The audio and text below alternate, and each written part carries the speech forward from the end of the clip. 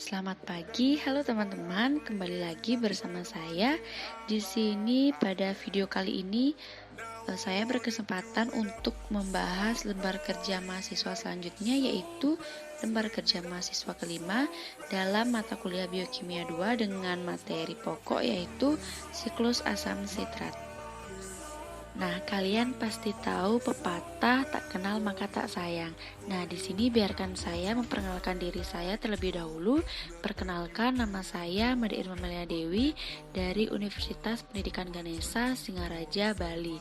Di sini saya merupakan mahasiswi dari program studi S1 Kimia atau Kimia Murni dengan nomor induk mahasiswa yaitu 1913081002. Di sini saya merupakan mahasiswi yang sedang menduduki semester 5. Nah, di dalam lembar kerja mahasiswa kelima ini dengan topik utama yaitu siklus asam sitrat, terdapat 10 pertanyaan yang sudah saya coba jawab. Untuk pertanyaan yang pertama yaitu siklus asam sitrat, di mana terdapat enzim-enzim yang terlibat dalam siklus ini. Nah, pada pertanyaan nomor 1 ini kita disuruh menjelaskan enzim-enzim yang terlibat dalam siklus tersebut dengan gambar yang sudah diberikan pada soal. Nah, di dalam siklus asam sitrat terdapat 8 enzim yang terlibat dalam proses siklus tersebut. Untuk enzim yang pertama yaitu ada sitrat sintase yang terlibat dalam proses hidrolisis. Nah, lalu yang kedua yaitu enzim asonitase yang terlibat dalam proses dehidrasi dan hidrasi. Nah, di dalam proses hidrasi ini, enzim ini terlibat pada hidrasi pertama. Lalu yang ketiga itu ada enzim isositrat dehidrogenase yang terlibat pada proses oksidasi pertama dan dekarboksilasi. Lalu ada enzim yang keempat yaitu ketoglutarat dehidrogenase yang terlibat dalam proses dekarboksilasi. Lalu selanjutnya ada enzim suksinil CoA sintase. CoA itu merupakan koenzim A yang terlibat dalam proses fosforilasi oksidatif. Kemudian ada enzim suksinat dehidrogenase yang terlibat pada proses oksidasi kedua. Lalu ada enzim fumarase yang terlibat pada proses hidrasi kedua.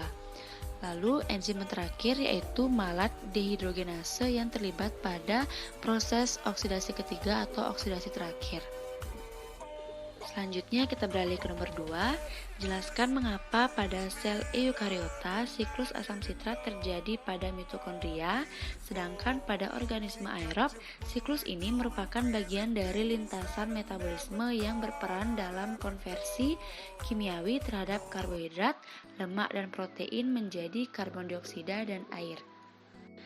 Nah, seperti yang kita ketahui, siklus asam sitrat bisa kita sebut juga sebagai siklus Krebs, di mana siklus ini saat melakukan proses atau melakukan reaksi, ini akan melibatkan suatu oksigen. Nah, maka siklus ini saat melibatkan suatu oksigen akan membawa dan menghasilkan energi bagi tubuh manusia. Nah, pada organisme aerob dalam mitokondria terjadi proses respirasi. Selama respirasi ini terdapat lintasan oksigen yang keluar dan masuk, sehingga pada organisme aerob proses siklus asam sitrat atau siklus Krebs terjadi di dalam mitokondria. Sedangkan pada organisme anaerob, karena tidak memerlukan oksigen dan membutuhkan energi dari lingkungannya, maka siklus asam sitrat terjadi pada lintasan metabolisme. Oke, kita beralih ke nomor 3. Setelah enzim sitrat sintase melepaskan satu ion H+ dari molekul CH3, gugus asetil dari asetil koenzim A, molekul CH2 pada gugus asetil tersebut akan bereaksi dengan asam oksaloasetat membentuk metabolit S-sitril koenzim A. Reaksi hidrolisis yang terjadi selanjutnya pada gugus koenzim A ini akan mendorong reaksi hingga menghasilkan 3 jenis produk. Nah, jelaskan ketiga produk yang dimaksud. Nah, untuk produk yang pertama dari reaksi hidrolisis selanjutnya yaitu ada asam sitrat, di mana asam sitrat merupakan asam organik lemah yang ditemukan pada daun dan buah tumbuhan genus citrus atau jeruk-jerukan. Senyawa ini merupakan bahan pengawet yang sama berat dan alami. Nah, selain itu digunakan juga bagi penambah rasa, masam pada konsumsi dan minuman ringan. Dalam biokimia, asam sitrat dikenal sebagai senyawa selang dalam siklus asam sitrat yang terjadi dalam mitokondria. Yang penting dalam metabolisme makhluk hidup, zat ini dapat digunakan bagi zat pembersih yang ramah anggota yang terikat dan bagi antioksidan. Nah, ketiga produk dari reaksi hidrolisis selanjutnya, yang pertama ada asam sitrat, di mana asam sitrat merupakan asam organik lemah yang ditemukan pada daun dan buah tumbuhan genus atau jeruk-jerukan, di mana senyawa ini merupakan bahan pengawet yang sama berat dan alami, selain digunakan bagi penambah rasa masam pada konsumsi dan minuman ringan. Dalam biokimia, asam sitrat dikenal sebagai senyawa selang dalam siklus asam sitrat yang terjadi di dalam mitokondria yang penting dalam metabolisme makhluk hidup. Zat ini juga dapat digunakan bagi zat pembersih yang ramah dan juga antioksidan. Produk kedua ada koenzim A atau CoASH, di mana merupakan suatu kofaktor yang dikenal karena memerankan dalam sintesis dan oksidasi asam lemak, serta oksidasi asam piruvat dalam siklus asam sitrat. Semua lintasan biologis yang melibatkan enzim ternyata memerlukan koenzim A sebagai substrat. Sebagai contoh yaitu substrat dioester seperti asetil koenzim A pada sintesis sisteamina. Selanjutnya produk yang ketiga yaitu ada H+ atau hidrogen, di mana merupakan unsur paling melimpah dengan persentase kira-kira 75% dari total massa unsur alam semesta. Kebanyakan binatang dibentuk oleh hidrogen dengan keadaan plasma. Senyawa hidrogen relatif langka dan jarang dijumpai secara alami di bumi dan biasanya dihasilkan secara industri dari berbagai senyawa hidrokarbon seperti metana. Selanjutnya kita beralih ke nomor 4, jelaskan dan beri contoh mengapa senyawa PI akan menggantikan gugus koenzim A pada suksinat, kemudian didonorkan ke GDP untuk membentukkan GTP.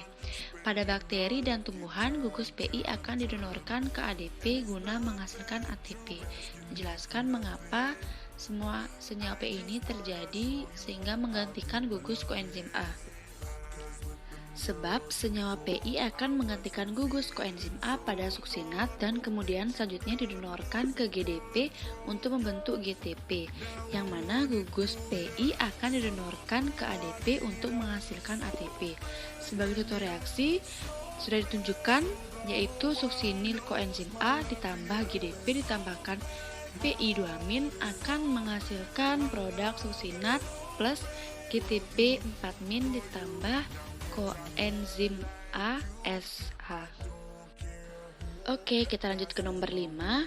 Reaksi oksidasi yang terakhir akan mengubah gugus hidroksil menjadi karbonil dan menghasilkan senyawa pertama siklus sitrat, yaitu asam oksaloasetat. Nah, peran asam oksaloasetat dalam kesehatan manusia itu bagaimana ya?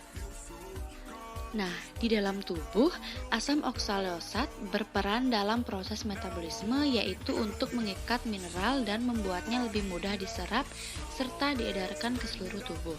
Selain itu, asam oksalat juga berperan dalam proses perbaikan sel-sel tubuh dengan cara membentuk RNA. Mineral dibutuhkan tubuh untuk menunjang pertumbuhan dan perkembangan serta fungsi yang optimal. Kekurangan nutrisi bisa mengganggu fungsi serta kerja tubuh tersebut, termasuk keseimbangan elektrolit, sistem saraf, pencernaan hingga metabolisme. Tetapi perlu kalian ketahui, jika kita mengonsumsi asam oksalat berlebih dalam suatu makanan, maka akan menyebabkan beberapa risiko. Yang pertama, yaitu meningkatkan risiko terjadinya batu ginjal. Yang kedua, menghambat penyerapan nutrisi, lalu menyebabkan terjadinya penumpukan oksalat, dan yang terakhir yaitu menimbulkan efek interaksi obat. Selanjutnya nomor 6, koenzim FAD akan menarik dua atom hidrogen dari suksinat. Reaksi ini tidak terjadi di dalam matriks mitokondria tetapi terjadi pada antarmuka antara matriks mitokondria dan rantai transport elektron yang disebut suksinat dehidrogenase yang melintang pada membran mitokondria bagian dalam, di mana enzim ini sering disebut juga sebagai kompleks 2. Nah, di sini pada pertanyaan nomor 6 kita diminta untuk menggambarkan kompleks 2 yang dimaksud. Nah, di sini sudah ditampilkan gambar dari kompleks 2 yang dimaksud, yaitu suksinat dehidrogenase. Di sini bisa kita lihat terdapat koenzim FAD yang menarik 2 hidrogen dari suksinat, di mana dalam gambar terdapat matriks mitokondria dan juga transport elektron yang ditujukan pada gambar berwarna hijau ini. Penarikan koenzim AA terhadap 2 atom hidrogen dari suksinat ini terjadi dalam matriks mitokondria dan juga transport elektron. Perlu kita ketahui juga bahwa kompleks 2 merupakan kompleks enzim yang disebut suksinat quinone oksidoreduktase, di mana juga disebut sebagai titik masuk kedua pada rantai transport elektron yang terdiri dari kompleks enzim suksinat dehidrogenase aerobik dan fumarat reduktase anaerobik. Kompleks ini merupakan satu-satunya kompleks enzim yang merupakan bagian dari kedua lintasan metabolisme, siklus asam sitrat maupun respirasi seluler pada rantai transport elektron dan terdiri dari 4 subunit protein dan mengandung sebuah kofaktor flavin adenina di nukleotida yang terikat pada enzim, gugus besi sulfur, dan sebuah gugus heme yang tidak berpartisipasi pada transfer elektron ke koenzim Q, namun dipercayai penting dalam penurunan produksi spesies oksigen reaktif. Oke, kita beralih ke nomor 7. Kompleks dehidrogenase ketoglutarat alfa mirip kompleks pirufat dehidrogenase yang menjadi enzim pada transformasi asam pirufat menjadi asetil koenzim A. Bersama dengan koenzim NAD+ akan mempercepat oksidasi yang membentuk koenzim baru disebut suksinil koenzim A yang memiliki ikatan tioester antara koenzim A dengan gugus suksinil. Nah, di sini kita diminta untuk menunjukkan gugus suksinil yang dimaksud. Nah, gugus suksinil yang dimaksud pada pertanyaan nomor 7 ini yaitu senyawa PI, di mana senyawa PI ini akan menggantikan gugus koenzim A pada suksinat, kemudian didonorkan ke GDP untuk membentuk suatu GTP. Nah, untuk bakteri dan tumbuhan, gugus atau senyawa PI ini akan didonorkan ke ADP untuk menghasilkan sebuah ATP. Nah, bisa kita lihat pada reaksi yaitu suksinil koenzim A ditambahkan dengan GDP, ditambahkan dengan senyawa PI, lalu ditambahkan dengan H4O, maka akan menghasilkan suksinat ditambahkan koenzim ASH dan ditambahkan dengan GTP, di mana GTP ini dihasilkan dari pembentukan GDP dan juga suksinil koenzim A yang ditambahkan dengan senyawa PI. Selanjutnya nomor 8, enzim isositrat dehidrogenase bersama dengan koenzim NAD+ akan mengubah gugus karboksil menjadi gugus karbonil, membentuk senyawa intermediat yang disebut oksalosuknisat. Eksitasi oleh ion H+ akan menyebabkan oksalosuksinat melepaskan gugus COO- yang tidak stabil dan membentuk senyawa CO2. Apa yang dimaksud dengan senyawa intermediate? Nah, agar teman-teman juga tahu apa itu senyawa intermediate, di sini kita akan bahas langsung. Senyawa intermediate merupakan senyawa perantara sebagai hasil sementara suatu reaksi yang kemudian mengalami reaksi lanjut menjadi senyawa lain. Dalam buku emas IUPAC, senyawa intermediate didefinisikan sebagai entitas molekular yang berumur jelas lebih panjang dibandingkan sebuah vibrasi molekul. Oke teman-teman, kita lanjut ke nomor 9 dengan pertanyaan yaitu fosforilasi oksidatif merupakan suatu lintasan metabolisme dengan penggunaan energi yang dilepaskan oleh oksidasi nutrien untuk menghasilkan ATP dan mereduksi gas oksigen menjadi air. Nah, di sini kita diminta untuk menggambarkan dan menjelaskan proses tersebut dan menunjukkan tempat pengendaliannya. Nah, untuk pertanyaan nomor 9 di sini untuk jawabannya sudah saya sajikan sebuah gambar dari proses fosforilasi oksidatif. Nah, selanjutnya saya akan membahas tahap-tahap dari fosforilasi oksidatif di mana terdapat 4 tahap dalam proses ini. Untuk tahap yang pertama yaitu dinamakan dengan glikolisis. Nah, glikolisis merupakan jalur dengan 10 langkah yang reaksi keseluruhannya adalah yaitu C4H12O6 ditambahkan dengan 2 molekul NADA+ ditambahkan dengan 2 molekul ADP dan ditambahkan 2P akan menghasilkan 2CH2 di mana ada ikatan C dengan O, COH ditambah dengan 2 molekul ATP ditambahkan dengan 2 molekul NADH dan 2 molekul H+. Selanjutnya, pada tahap kedua bisa kita lihat pada gambar disebut dengan dekarboksilasi oksidatif, di mana dalam tahap ini terjadi proses pirufat ditambahkan dengan koenzim A ditambahkan dengan NAD akan menghasilkan produk yaitu asetil koenzim A ditambahkan dengan NADH ditambahkan dengan H+ dan juga menghasilkan karbon dioksida. Lalu fitur penting dari NAD yang dihasilkan ini yang digunakan yaitu untuk menghilangkan 2 atom H dan 2 elektron dari pirufat. Kemudian NADH ini menuju ke rantai transport elektron untuk membentuk dan menciptakan lebih banyak molekul ATP dan asetil koenzim A yang nantinya akan memasuki siklus asam trikarboksilat. Lalu pada tahap ketiga disebut dengan siklus asam trikarboksilat, di mana secara keseluruhan merupakan serangkaian 8 reaksi yang terjadi di lapisan dalam mitokondria, di mana dalam mengoksidasi asetat menjadi karbon dioksida terdapat persamaan dari keseluruhan reaksi yaitu bisa dilihat 2 asetil koenzim A ditambahkan dengan 6 molekul NAD ditambah dengan 2 molekul FAD ditambahkan dengan 2 molekul ADP yang nantinya akan menghasilkan 2 molekul ATP dan juga 6 hidrogen dan 1 molekul FADH. Nah, energi yang dihasilkan ini akan disimpan dalam ATP, NADH dan juga FADH. Selanjutnya, NADH dan FADH ini akan melanjutkan reaksinya ke rantai transport elektron. Lalu pada tahap terakhir yaitu disebut dengan rantai transport elektron.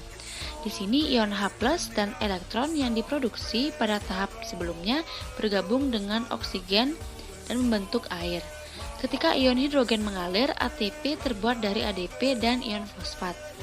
Reaksinya yaitu 2 molekul ADP ditambahkan dengan 2 molekul P ditambahkan dengan NADH ditambahkan dengan oksigen yang dihasilkan, lalu ada juga 2 molekul ATP, Na2 dan juga hidrogen sebanyak 2. Nah, secara keseluruhan, 1 molekul glukosa menghasilkan sekitar 32 molekul ATP dengan proses fosforilasi oksidatif. Nah, last but not least, pertanyaan nomor terakhir yaitu nomor 10 dengan pertanyaan berdasarkan artikel yang diberikan dengan judul Akram M pada tahun 2003 dengan judul Citric Acid Cycle and Role of its Intermediates in Metabolism, Cell Biochemistry and Biophysics dengan volume 68 475 478. Di sini kita diminta untuk menjelaskan masalah yang ingin diungkapkan dari penelitian jurnal dari judul tersebut yang menjerumus pada aspek siklus asam sitrat. Nah, pada pertanyaan nomor 10 ini, pada lembar kerja mahasiswa 5, kita disediakan jurnal dari dosen untuk memperhatikan dan juga mencermati dari jurnal tersebut masalah apa yang dibahas dari penelitian jurnal ini yang menjerumus pada siklus asam sitrat. Nah, masalah yang ingin diselidiki yaitu apakah perlindungan dengan penghambatan SDH adalah aditif untuk remote ischemic perconductioning atau RIC pada babi yang mengalami oklusi arteri koroner sementara, dan apakah manuver pelindung mempengaruhi kadar plasma metabolit siklus asam sitrat. Nah, itu dia penjelasan singkat saya mengenai siklus asam sitrat yang dituangkan dalam lembar kerja mahasiswa kelima pada mata kuliah biokimia 2 kali ini. Semoga video ini dapat menambah wawasan kalian mengenai pengetahuan tentang siklus asam sitrat, baik dalam transport elektron, respirasi sel, dan juga mitokondria sebagai tempat terjadinya proses siklus asam sitrat tersebut. Terima kasih sudah menonton video saya kali ini. Semoga bermanfaat untuk kalian semua. Saya tutup dengan terima kasih.